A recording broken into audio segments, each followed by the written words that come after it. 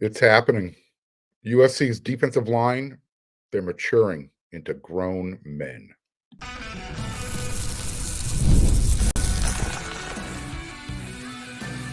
You are Locked On Trojans, your daily podcast on the USC Trojans, part of the Locked On Podcast Network, your team every day.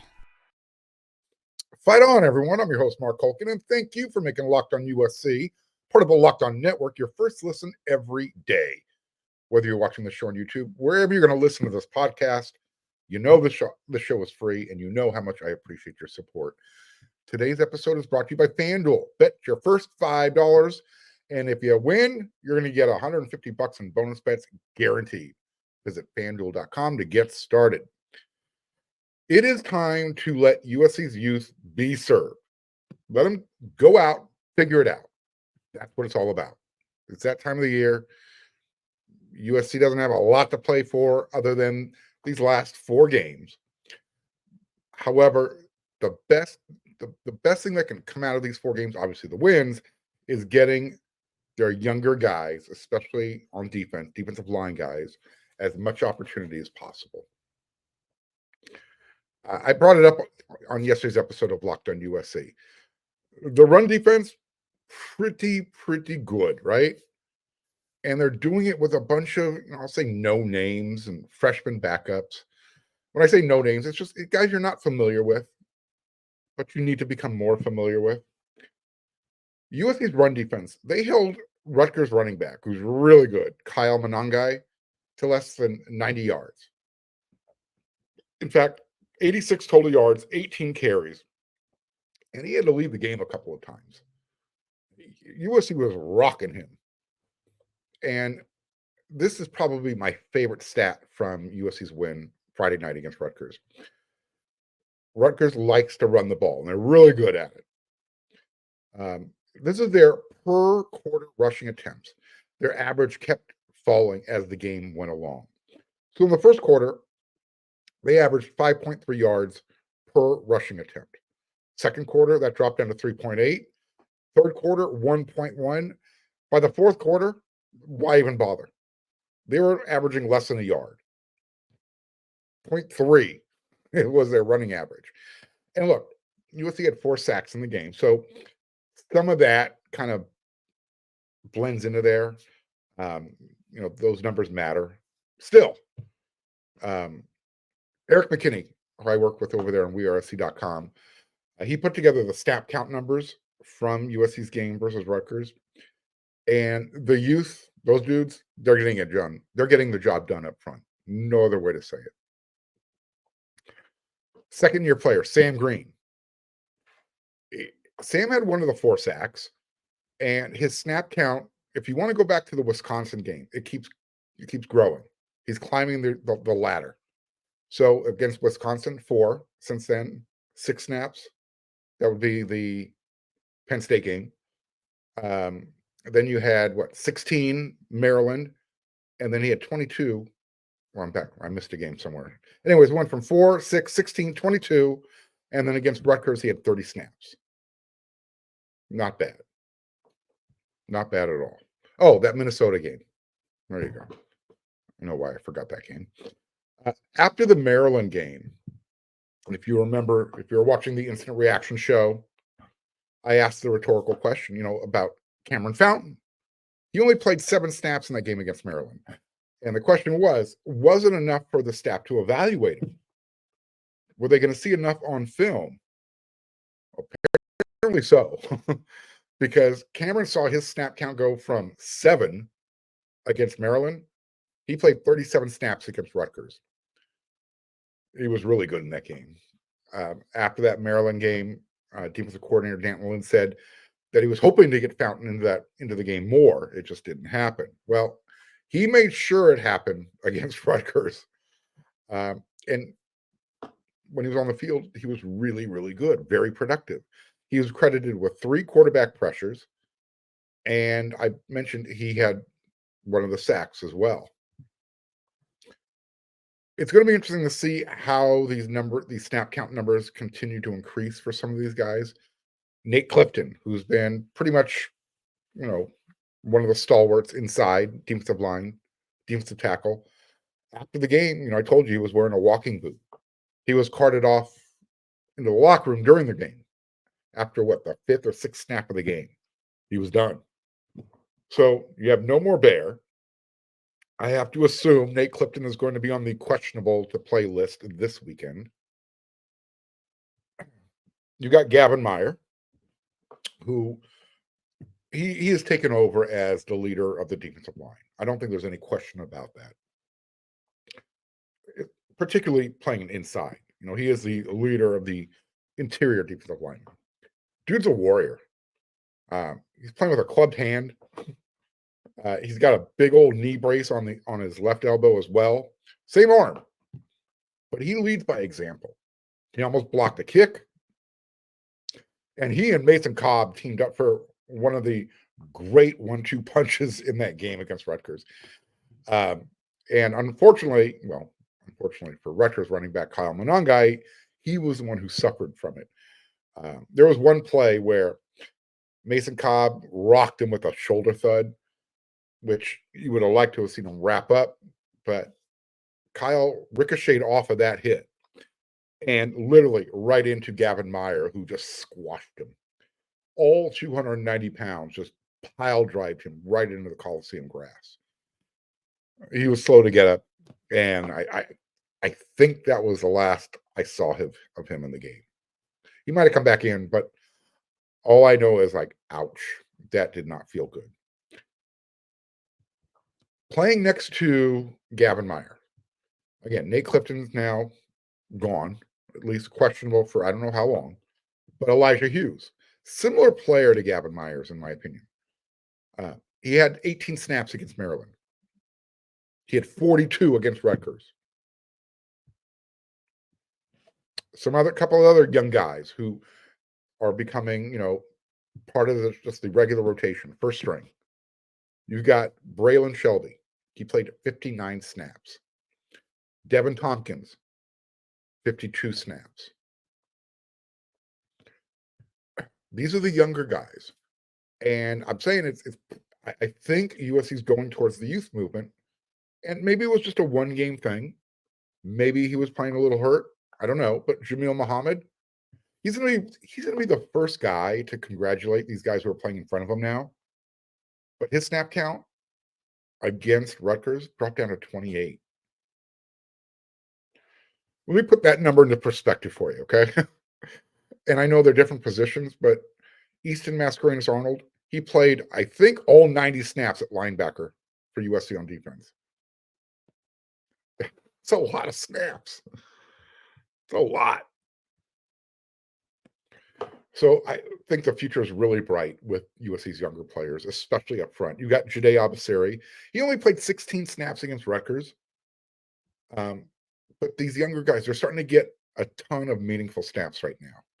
And that's going to make them better. I mean, better next year. And they're going to continue to get better this year. But it's something to look forward to in 2025.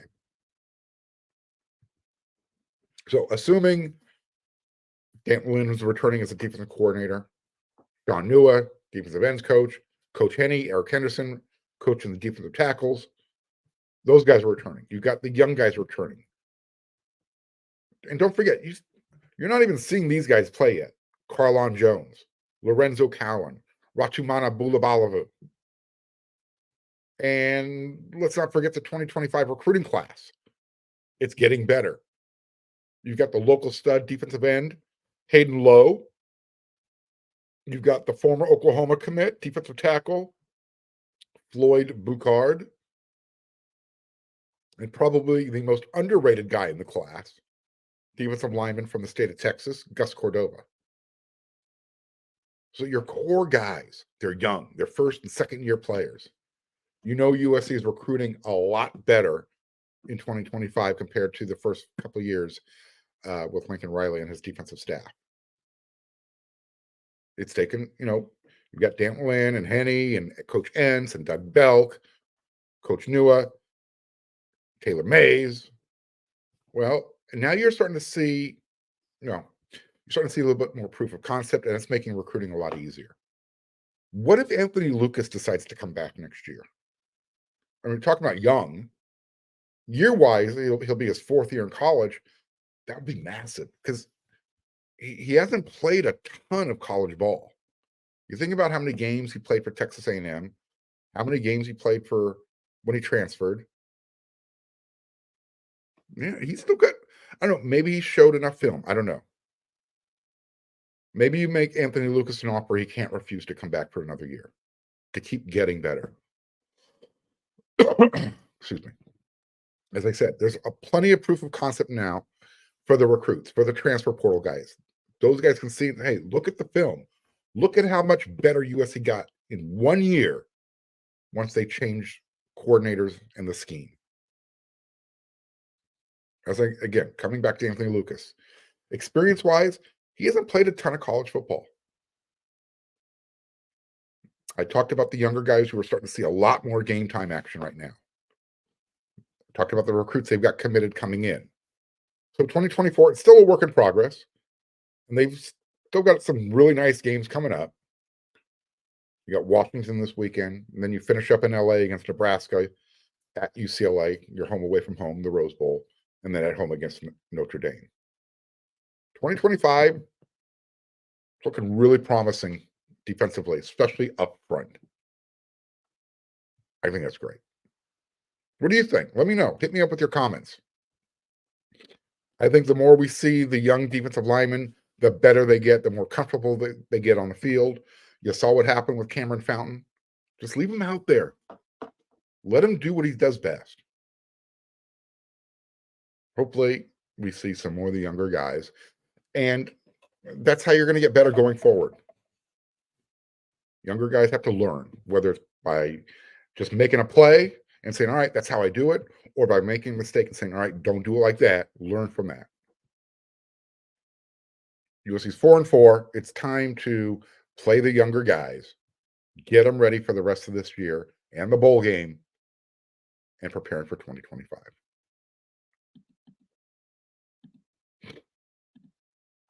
USC fans, it's time to recognize the Roy Player of the Week. So far this season, Roy has pooled over $20,000 to support players. That's pretty good. And that's just through the Locked On Network. Micro deposits lead to massive change. And with the Roy app, you can direct your support to the athletes you love, ensuring that all the funds go to the specific player you choose. Unlike the collectives, you know exactly where your support is going, and you even receive exclusive content like personal videos and updates after the season. The best part, it's risk-free. If the athlete transfers or doesn't deliver content, you're going to get your money back. This week, I'm supporting Makai Lemon. Locked On USC pitched in $100, and I'd love for you to join. Even if it's $10, it makes a difference. Let's show Makai the love, right? Let's keep him connected to our school. Remember, pay today, celebrate tomorrow.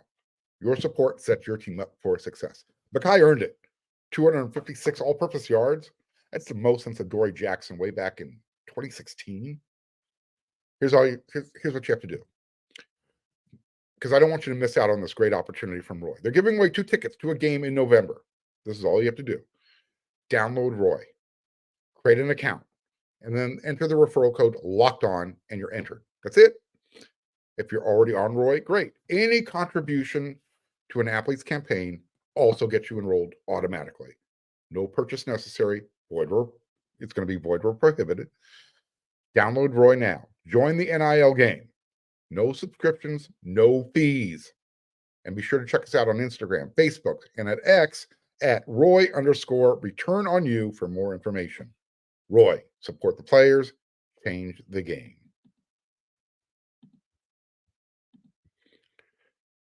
If it ain't broken, don't fix it. I think that's Coach Riley's philosophy going forward. It worked. He closed practice last week heading into the Rutgers game. He also did it against when he was getting the team ready for the Holiday Bowl. USC won big, both games. Guess what? Moving forward, got the message. USC football practices will be closed and all media availability will be at the conclusion of practice going forward. So, You're not going to get any more skip and stretch updates from me. That's over. It's done. 4 more weeks into the season. No more Coach Ensign linebacker land reports. When I would tell you about all those fundamental drills they were working on, hitting the sled, tackling, wrapping up properly, doing a little zone coverage dance. Can't talk to you about that. That's giving the opposition an unfair advantage, apparently. If you're not sure, I'm being very sarcastic right now, but I'm also being a little bit serious right now that, whatever. No more booming punts. I'm not going to be able to tell you about Eddie Traplisky's big leg. He is a Ray Guy finalist. It's not like we actually saw actual kickoff coverage during practice. So literally, no one would have known that Mekhi Lemon was taken over as kick returner 1, replacing Zachariah Branch. We would have never learned that in practice during the 10 to 15 minutes we're in there. Literally, whatever the media was able to see inside the hallowed walls of Howard Jones Field, what we saw was of no consequence. Well, so you're probably saying, well, what's the big deal then, Mark? It is a big deal because we are your conduit. We tell you what we see, what we observe, the vibe. Look, I get it. This is Lincoln Riley's team. And if he thinks this is going to get his team to focus more when no one is watching, when the media shows up for 15 minutes or so on Tuesdays and Wednesdays, more power to him. I had a feeling this was going to happen after he shut down. He closed Googate before the Rutgers game. Got the win. Got to keep it going, right? If it ain't broken, don't fix it. Keep it going. Look, I don't know. Maybe he's changed how they practice, the structure, when the media is not around. I don't think so. It's really doubtful.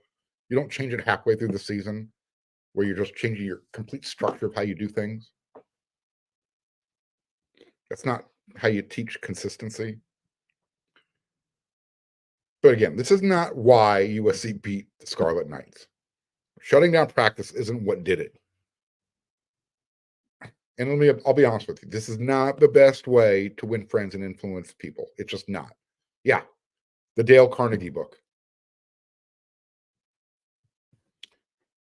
I'm sure Coach Riley's going to get asked about this after Tuesday's practice. Guarantee it. But I guess this is my question. Why allow us to attend practice and then put us in a timeout? What is it serving? It's not a good PR move. And again, USC isn't losing games that they should be winning because I watched a skip and stretch session during practice. Pardon me. USC is losing these games because they're learning how to win close games. You're in a new conference. You're getting crappy officiating. You're missing a tackle at the wrong time. You're having a turnover at the wrong time. You're losing momentum at the wrong time. It's nothing to do with the media watching the first 10 to 15 minutes of practice. Nothing. Absolutely zero, not a zilch.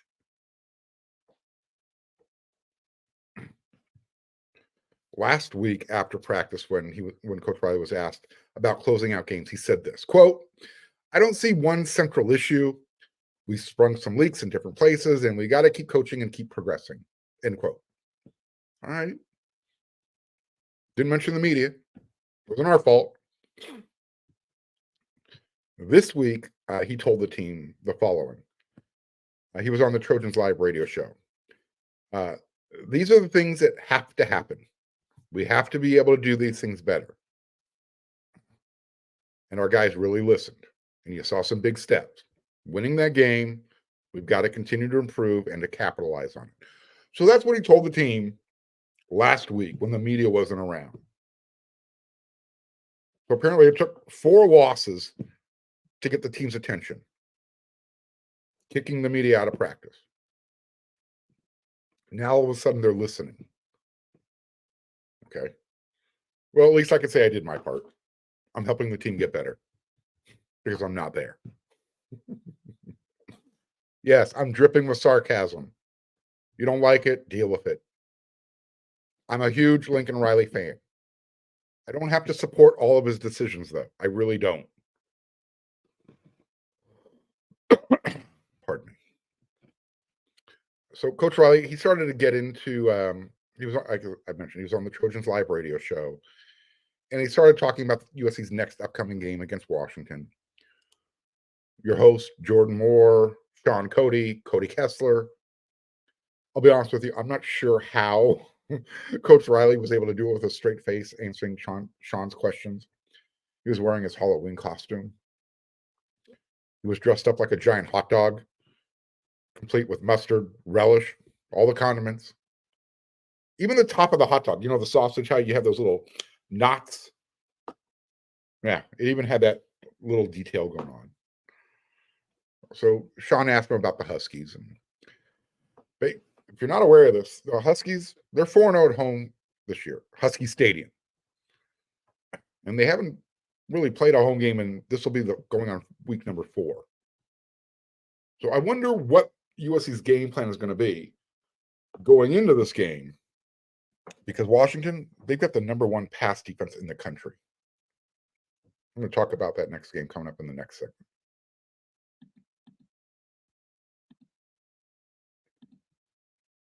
Get ready to tackle the NFL action with FanDuel, America's number 1 sportsbook. Right now, new customers, if you bet $5, you get $150 in bonus bets if you win. Bet $5, win, they're going to give you $150. The FanDuel Sportsbook app gives you everything you need to place live bets on the NFL, and you can do it all in one place. You can also, if you have a hunch in the middle of the game and you can check out the latest stats, you can check live play-by-play. You want to bet on a later game, do it. Do it all on FanDuel. Just visit FanDuel.com today. Right? That's all you got to do. Join today. You're going to get started with $150 in bonus bets if your first bet of $5 wins. That's FanDuel.com. Never waste a hunch and make every moment more with FanDuel, an official sportsbook partner of the NFL.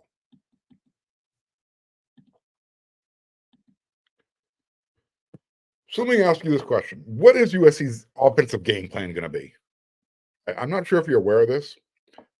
The Huskies, they have the number 1 pass defense in the country. They're really, really good against the pass. Here are their stats, just to kind of lay it out there for you. And I know who they play makes a difference, but they're only facing 25 pass attempts per game. We'll see what happens when they play USC. Regardless, they're only giving up 123 yards per game. I don't care who you're playing. That's a really good number. Through their first 8 games, they're allowing less than 50% pass completion. They've allowed 98 passes to be completed against 202 pass attempts. They've only surrendered 985 yards total through 8 games. Yes, Michigan was on there. Yes, Northwestern was on their schedule.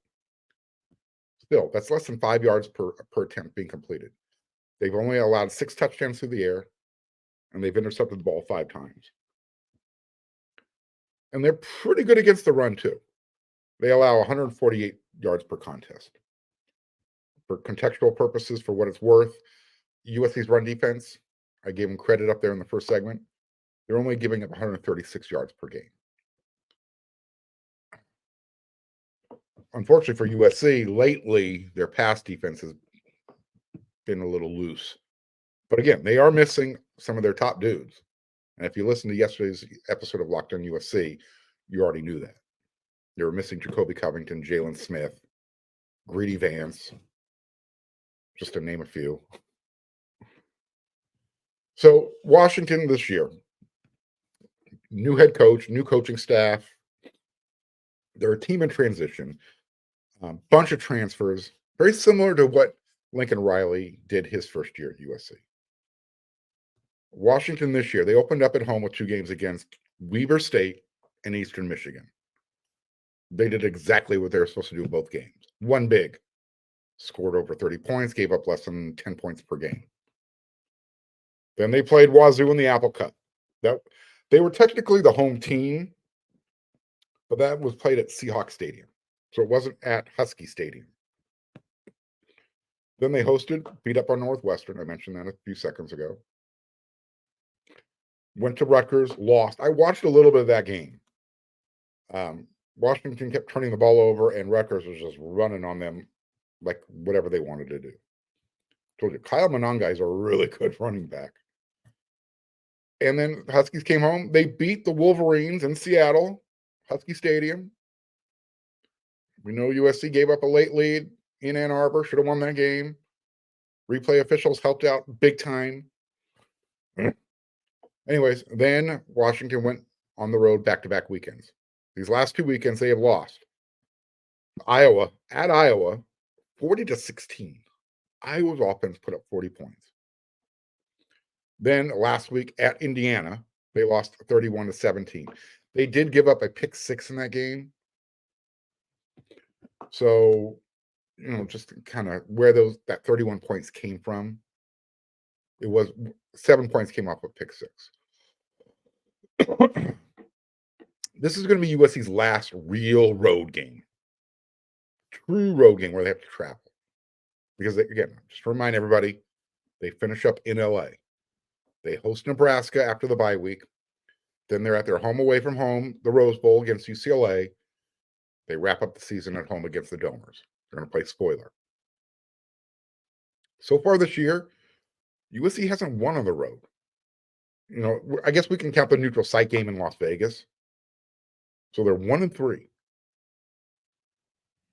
They have to win this game. Then they have to use that bye week to take care of Nebraska in the 2 rivalry games. You have to be able to win one true road game. And you might as well do it where you're familiar. Lincoln Riley's never played at Husky Stadium. I don't believe, Jacoby Covington's played at Husky Stadium. There's not a lot of guys. In fact, he might be the only guy on the roster. Maybe Solo.